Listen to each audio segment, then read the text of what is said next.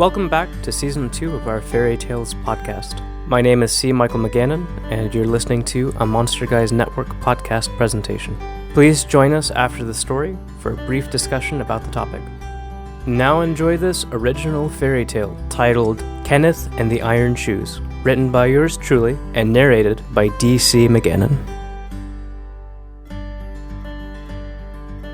The local crowd cheered, raising their tankards at the end of Kenneth's Song. The small beggarman strummed a final, playful note and flourished a bow, jumping down from the table that was his own personal stage. Kenneth downed the last sips of whiskey, courtesy of the barkeep, and slipped from the room in a way only he could do. It wasn't too cold this night, a comforting thought. Kind as the innkeeper was to let him sleep in one of the stables, Kenneth was even more grateful that his limbs wouldn't lose their feeling in the air that would grow even chillier as the night passed on. He rustled together some hay and his own bag of belongings for a pillow and whistled a sleepy tune. The stable animals were asleep minutes before Kenneth had lulled himself into his own dreamland. The next morning he woke much in his usual way, ready to set out for the next town. The innkeeper waved at Kenneth from his doorway. He was a friendly sort, and Kenneth always knew he would be welcomed in this town whenever he needed to be. Truth be told, Kenneth was welcome in most towns he visited in his circular journeys, and those few that didn't welcome him were full of unsavory people anyway. He had no qualm staying away from them, which was saying much as Kenneth had a reputation for sharing his room with all manner of folk, including the peaceful folk. Kenneth was a talented musician, with feet that could enchant any looker-on, and a voice like spun silver. The humans who knew him were enchanted, and the fairies that knew him were fascinated. It wasn't often that those quiet spirits populating the old country kept any regular contact with humans, but Kenneth shared a special kind of relationship with them, and they would often seek him out for entertainment while on his journeys. It was such a day as this when Kenneth sensed a few followers. Smiling, the humble entertainer took his fiddle from his back and eased into a slow melody. It wasn't long before his followers began to dance in circles around him. Kenneth chuckled and picked up his tempo, giving them something to really dance to that morning. He continued his rousing tune as he walked, the Fae Folk in close step with his every note. As he went on his way, a wood rose before him, over familiar hills. He traveled this way many times, but he remembered a wide field with a small town there, not this dense vegetation. He and the Fae danced together, heading towards the woods, as he was an adventurous sort. Kenneth could scarcely imagine his own surprise when his entourage stopped mid-song, several of them scattering hurriedly into the bush around them. "Wait, what's wrong?" called he. They fled but for one, a smallish gray man with silver hair and eyes like suns. The gentle being looked up to him, his face plain. "Kenneth, talented friend of music and the dance, do not continue this way. Turn back to the towns you know and visit here no more." And with that, the fairies all disappeared. Kenneth looked into the wood as much as he could see, sensing a thick sense of loss. The keeper of songs and friend of the peaceful folk and humans alike put his fiddle away and continued along his path, his desire to know what happened here luring to get the better of him. As soon as he set foot within the tree line, all sounds from the outside world ceased. There was no wind, nor songbird to be heard, but only his own steady footfall. Ahead, he saw the distorted frame of a building. 3 of the walls stood standing, the roof and the door long since taken by time and other catastrophes. Several other similar buildings remained nearby, barely recognizable, while a handful of houses that had succeeded to remain were run through by rampant trees and bushes bursting from the windows and chimneys.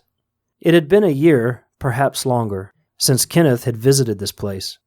Not nearly enough time for this much decay, nor for such a forest to grow. What happened here? "Human foolishness," replied a voice, old and covered in rust. Kenneth looked over his shoulder to see. Nothing. No one. Having experience with the world of the Fae, he remained calm, polite, not asking the obvious questions. He responded, "How do you mean?" Movement caught his eye. followed by the heavy sound of thickly strapped boots falling into the grassy earth. Mankind spreading its reach. Sometimes your branches reach too far, breaking easily with little weight. Was that what happened here? Kenneth reached into his coat pocket, trying to be discreet. Did some weight fall upon these people? Something of the sort, yes. A glint of metal blinked in the shadows. Was it you? The voice laughed harshly. Not I. I only found this place after the fall, mopping up the remains. Look at it, how quickly your kind returned to the earth. It's a tragedy. The one to whom Kenneth had been speaking stepped from the darkness of the doorway into the failing light of day. An old, crotchety man leaning on a long stick. He looked strange with his black boots, mangy jacket, and dark red hat. Kenneth relaxed for a moment, but the man stepped forward again. And this time the end of his stick also came to light, glinting again. It was a halberd, crooked and wicked sharp. One man's tragedy, another man's home. The stranger smiled, his muscles tensing. Kenneth slipped the wrought iron tongs from his pocket. They weren't large, but they were enough to scare any fairy away if those folks got too unruly around him. According to the old legends, the peaceful folk could not bear the touch of iron on their skin. It caused them great agony. The stranger laughed and limped forward, and Kenneth's ears picked up on the clinking of metal, his eyes drawn to the boots. It was impossible. They were iron-shod. This was like no fairy Kenneth had ever encountered before. "What are you?" gasped Kenneth. The goblin before him grinned fully now, revealing teeth as sharp and crooked as his blade. "Run, little human, run." Kenneth hurled the tongs at the old man, but he reached up and caught them with a bare hand. The beggar man turned tail, running with every amount of strength and speed he could summon. The sound of those iron shoes resounded through the discomposed town, echoing under the high tree branches and bouncing from one broken wall to another. The sound shook his soul, and those boots and the wiry legs they were attached to were fast, impossibly fast for shoes so heavy, and a man so old and weathered. Though this was no simple man, and this was no ordinary fairy. He could hear the rusty laughter just off-center behind him. The thing was toying with Kenneth. The beggar man felt the sharp blade dig once into his shoulder. He cried out in pain, stumbling to his side and tripping over a wall. No, it wasn't a wall, but rather the remnant of a stone fence. Inches from his head, he saw a gravestone with the name Billy Black carved into its surface. From behind him, Kenneth could hear the snarl. "Damn you! Why'd you have to go and fall in there?" To his surprise, the beggar man saw that the old fairy hung around the edge of the fence, not daring to venture past. He looked around, seeing the graveyard, and, right next to it, the partially crumbled walls that still stood around decrepit wooden benches, all facing a large wooden cross hung over a wooden altar covered in moss. "No iron," Kenneth said, his heart still beating in his throat. "But you can't step into a consecrated place, can you? It's the holy ground that keeps you there, and me safe here." The goblin sneered, removing his cap and wringing it between his crinkled hands. To Kenneth's horror, the fabric dripped the same dark color of red. They studied each other for a moment, but the goblin quickly calmed down, sighing in disappointment. "Truth is, it's been a while since anyone has come this way. I was hoping to have a little more fun with you before doing you in. Got greedy, me suppose."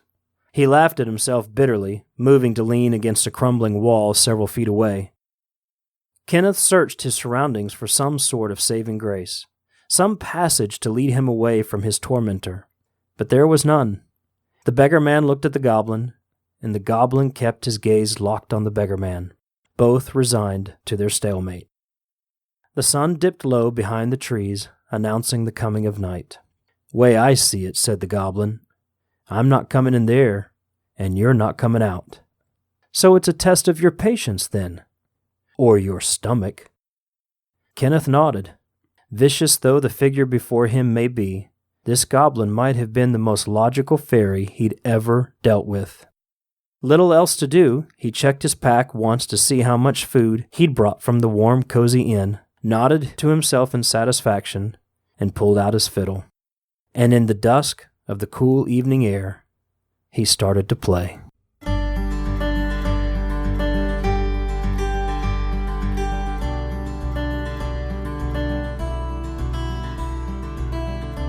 Writing this, I immediately had a scene in mind of the end, and thought it would be an interesting homage to John Carpenter's The Thing, but in fairy tale form. But I was wondering what fairy would fit that ending, and I think the Powrie to me is also always something that is underrated. It's a fairy that's vicious and terrifying and immune to the wrought iron or the cold iron that fairies are known for being allergic or afraid of. Yeah, the Powrie is not a fairy that many people speak of or tell stories about. And it's interesting because, like you said, it doesn't respond to the traditional means of attack or defense that most fairies do. So it's an interesting fairy, and it's typically a cruel and very powerful being. Well, it's technically considered a goblin. And right. In this particular sect of folklore, you have goblins, which are known for being not necessarily inherently evil, but their pranks that they like to play on humans are of a malicious nature. And deadly even. Well, that's the thing, is they may play pranks to them in a good nature that may actually turn out to be lethal to humans. Then you have hobgoblins, and the hobgoblins are on the nicer side. They're friendly. And then you have Powries, and Powries are goblins that are inherently evil. They're generally described as being the size of you and me, whereas goblins and hobgoblins are almost like gnomes in size. Right. We actually wrote a little bit about the Powrie in one of our books, in Charlie Sullivan and the Monster Hunters Book 2, titled Witch Moon, where Charlie and the gang go over to Ireland. I believe Lisa actually ends up being chased through a forest and ends up in a hand-to-hand battle with a Powrie, and it's pretty devastating results there, but it was an exciting little fight. It definitely gives her a run for her money. Yeah. Because they're known for being fast. And we can't reveal the results here. You'd have to read the book, but there's a little bit more to it that lends to the story. They're very strange creatures. They part of that chase scene is a homage to the fact that they are known for being superhumanly fast. Mm-hmm. They wear those iron-shod boots. Yeah, I was going to say deceptive because of the boots that they wear. So they really shouldn't be able to run so fast, but they're speedy little creatures. They'll run you down, and then they'll, run you through.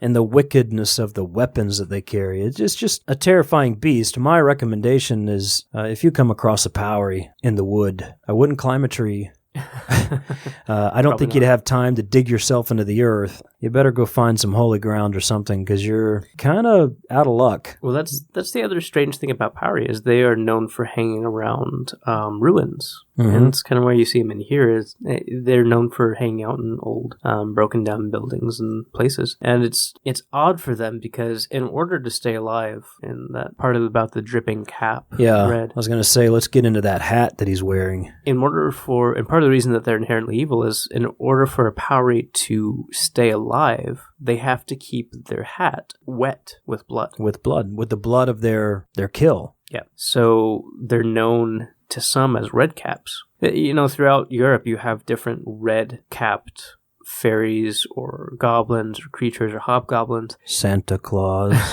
Some of them... Santa Claus is not all he's baked up to be, folks. Some of them are not evil, but a lot of them are related to that Santa Claus. Very evil red cap.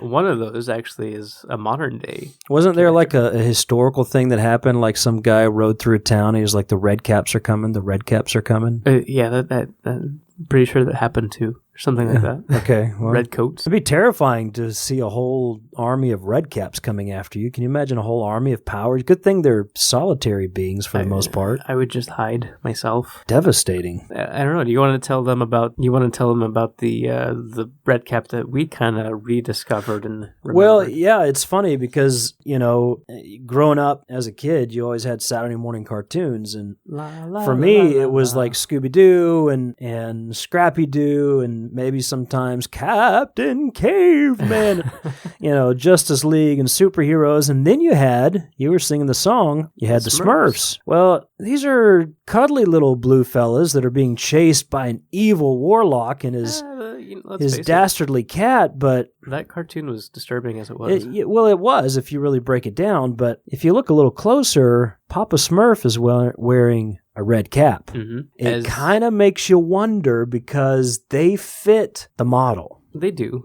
Smurfs are kind of taken from all sorts of things, and specifically the kobolds, blue invisible fairies. Right. But that red cap on But top the red of it, cap on Papa Smurf. and the fact that he's kind of a wizened old Smurf. Yeah. And Powries are often seen as wizened old men. And he's pretty powerful. He is. It makes you wonder. So I don't know. Maybe those little white pants he's wearing is covering up his iron shoes, but he's definitely questionable in my book. Definitely. I wonder how he keeps his cap red. I think... I don't want to know. I don't want to know. My childhood is already disturbed as it is. I don't want the Smurfs going down that road. Any more than they already are. Yeah. Do we have any other red caps in popular culture that we can pick out? I mean, you see it from time to time, but I don't know if I can pick any out mentally. Probably none as prominent as Papa Smurf. In the Spiderwick Chronicles, both in the books and the movie that was done, you do have a kind of lieutenant character that is a goblin, and he wears a pirate hat that's red, and that's kind of a throwback there. But I think the only other Powrie that I can think of off the top of my head, and I am pretty sure he was a Powrie the way they describe him, is a very terrifying character in the book by Brenna Jovanov called The Replacement. Yeah, you were talking about this the other night with me. Yeah, I personally have trouble reading books, modern day books that are about fairies. This is a young adult title that I fell in love with that is about a changeling. Yeah, I was going to say, you actually, I haven't read the book, but you really enjoyed it. To this day, it's one of my favorite books. But she writes a book about a changeling, and a changeling is, a fairy that's left in the cradle in place of a human child. So the main character is a fairy who grows up in a human household, and she goes the extreme with this character.